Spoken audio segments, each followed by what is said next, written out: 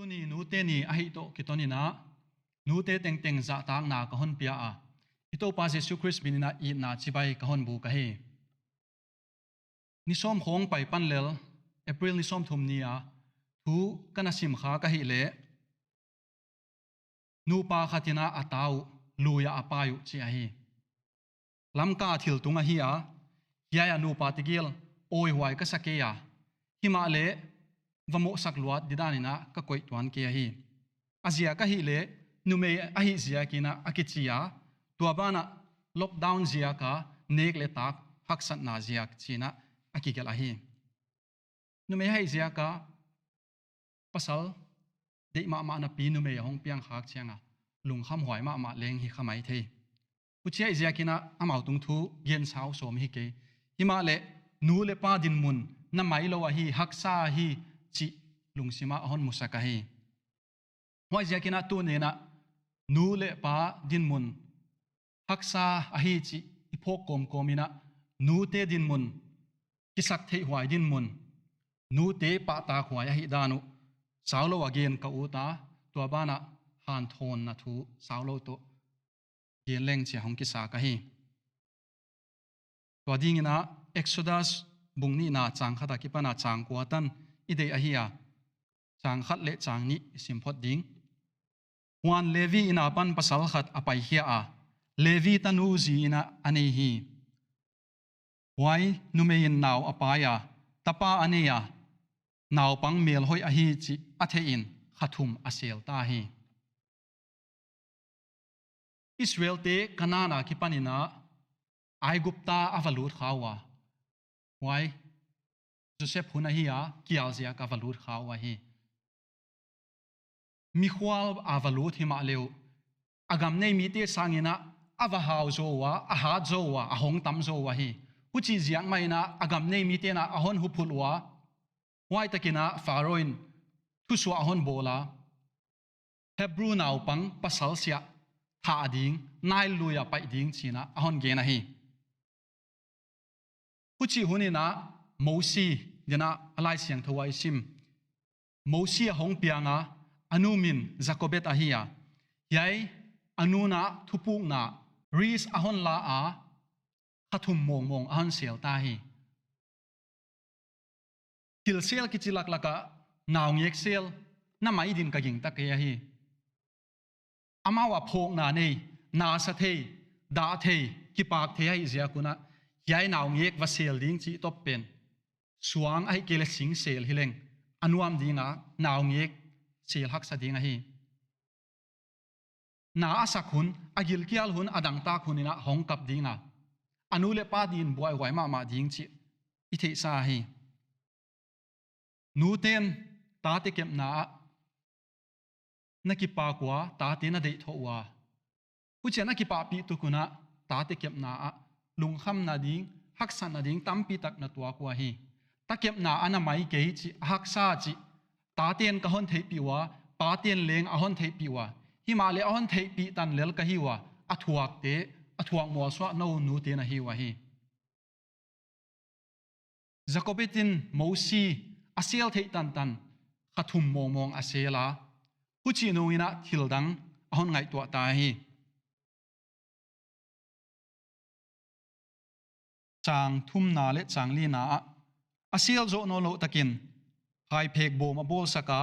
wa hai buan le chimin azut bita asunga naw akoi a lui panga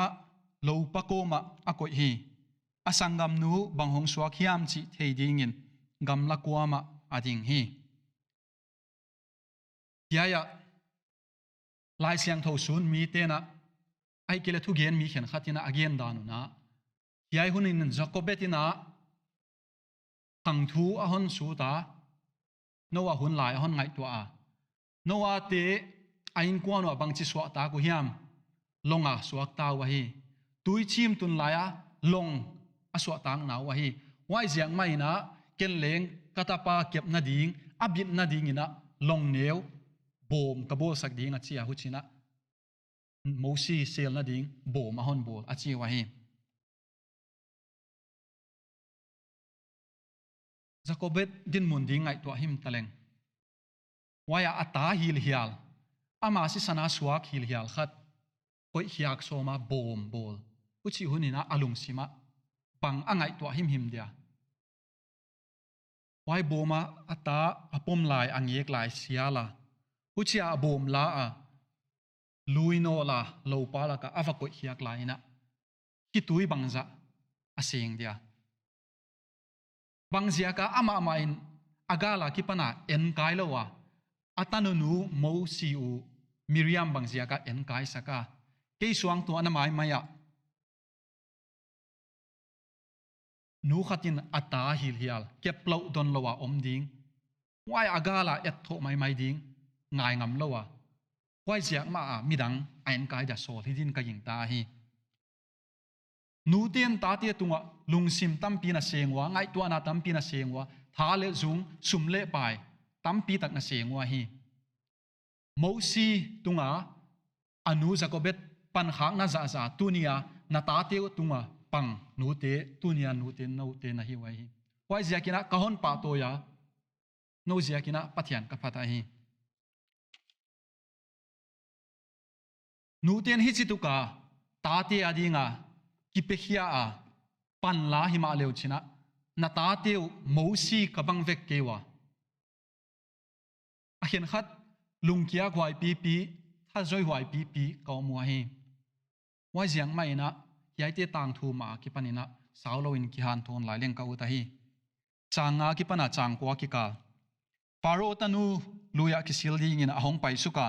anung zui nu meite to lui ge ya awa ko hi lo pala ka bom amua sikha nu mei khat valading ina asol hi ahon le naw pang amuta a ngain naw ngiek akapta hi a he pi ta a hiai hebru ta ti laka khat a hi achi hi asangam nun faro tanu kianga naw hondon sakding hebru nu meite laka khat naw don mi khat kon vasap sak na uthia achi hi faro tanu in akianga kwanin achi hi nungak akwanta a naw ngek nu avasam ta hi faro tanu in akianga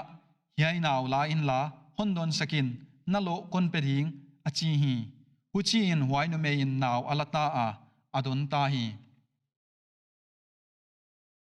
atoma genina faro tanuina hiai mosi akisial na ki panina avamukhia a huchi na atadi na la a wai hun maina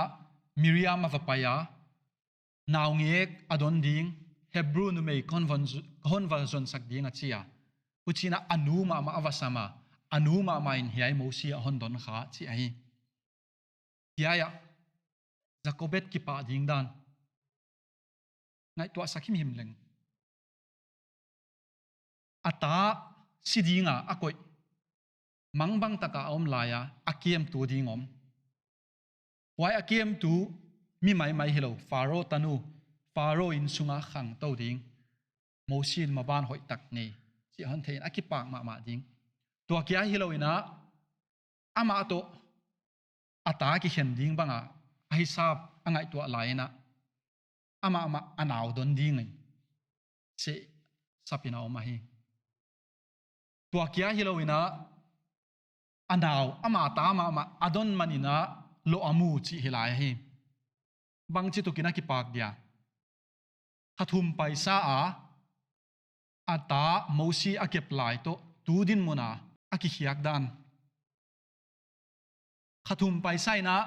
lungham tak lunggim takina anakem to wa tuna hi le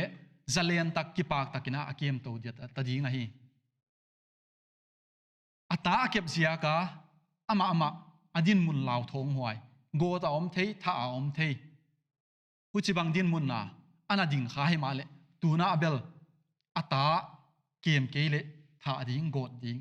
isota hi bang chi tukina ki pa huai dia ke ki pana igen nop pen igen chet na dingina tang thu khat gen be leng kauta Stephanie Chang kichi Korea te piano tum siam no me khata oma hiaina ta nga ne ya ata nga laka au ba pen Joseph kichi hiai pa autism nei na hong piang hi mi laka omdan haksa sakna ai kele pau haksa sa mi bal lo na chi khata hi hu chi siang mai na anu na lung kham pi ma hi yai mi pa apai lai mai na anu na apasal to apastor pau to athumuna pathian kianga thumina apia khia ku pathian na sem dia apia ku ana hi zoma hi wai te teng teng siang mai na yai Stephanie na hi chi banga hong piang pathian na sem thei lo ding chi khong ngai to a pathian a hon mo sa hi pathian tunga avuya uchina yai naw pang zia kina akhasema ama le ma khonga ki ngai sia a yai naw ngek ana piang ki khale chi khoina angai to thak thak a hi ni khat phone call khat ahon donga waya tu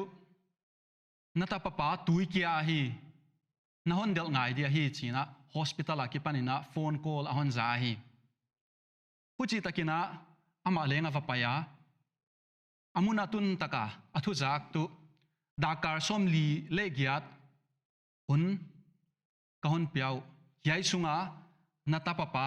khwa hong phok ki ale khwa on phok ki ale a life support lakhia ki dinga hi tuitam aval khaloma ma chance om manglo chin again wa hi wai takina wai zan tu atapa pa lumna kianga thumina zan khowa kina pathian kianga kiala ki sakdan khong atapa pa zia ka pathian kianga avuina khong wai khong hon phok thak thaka ngai dam hon nge na pathian kianga atapa pa dam sak tingina ahong thu ma hi huchina jing khwang wak takina atapa pa asapale atapa pan ahon do nga hi huchibanga hong omnung so lo un bang tan hiam paina interview khat ahon tua ka hi piano tum siamai zekina interview na hongoma waya interview tu penina ain kwan thu hon dong khata hi huchia ha in kwan thu on gen takina ata te aban banina ahon gen towa kyai ata Joseph autism nei ichi pa wai pa thu on gen khak takina hi china on gen a hi ama mi bang lo hi ya hima le vual zol na hi china hon gen a hi huchia interview na thu aswa thoa agel thoa hong swa takina hi china athu pi hong ki gel a hi Stephanie Chang has an angel his name is Joseph ahong ki chia hi hiai thu zia kina mi tampi na hiai nu ahon konte kwa ahon ki ho piwa mi tuam sa kho tuam in leng ahon ho piwa nu le pa hi chi bang ta nei mi te na ahon ho pi dia kwa hi hu chi bang laka buddha sa khwa buddhism sa khwa be mi buddha sa khwa mi khatina hiai nu ahon ho pi kha a ahong ki ho na tung to no na hiai mi nu ahong piang tha ka hi wai mi non tu hiai nu kianga Stephanie Chang kianga nata papa Joseph hiai mi pa hi missionary hi a hi ama zia ka tunia ke Christian ahong ki pia ka hi china again a hi Stephanie Chang ma mai na akhonunga again a hi le kata papa missionary ong hi theina di pastor hi theina di pathiani na hon zat theina dia ahon dam sak ding kalamet laina hi chipi na pathiani na hon zat sak achi a hi alung kham na ma ata tu vualzol na ama akizat theina hong swaka waya ki mu khom teng ina ki pol khomina Bethesda Parent Society china ahong ki phut hiawa Bible study khong neina uchina ki pol khom nau hon kek lian wa hi Jacobetina ata mosi alung khampi ma Stephanie Changina ata Joseph alung khampi ma hima le akipa nau atopina hong swa khai hi tunia tate zia kalung kham mangbanga yom khadi nga hi hima le itate tungtona pathianin na asep nop theiswa nai lo hi wai zia kina ilung kham ke dinga akilem ding akilep hit ingak dinga a big picture pathianina khatveite hon lak dinga hi ithu hit na dina hi ke ken wa ma hi Jacobet amin hiang na Yahweh ahoi Yahweh athupi chi hi tunia nu te leng to pa thupina pathian thupina kamu nau no te a hi no te tung to ni na pathian hoi a hi pathian thupia hi chi ka theiwa pathian inon ke ma hi pathian ina ka poimo ka tak sapteng hon pia hi chi nu te tung to ni na ta ten ka theiwa hi wai kom komina Jacobet lung kham na amang bat na hak sat na athon maya hi lo bangina tunia nu te leng na lung kham nau na mang bat nau na ta teu ziaka hak sana sak teu ni khat te na ham phan nau ahong suwa khak ding kalamet nau le kathum nau a hi nu te ni zanwam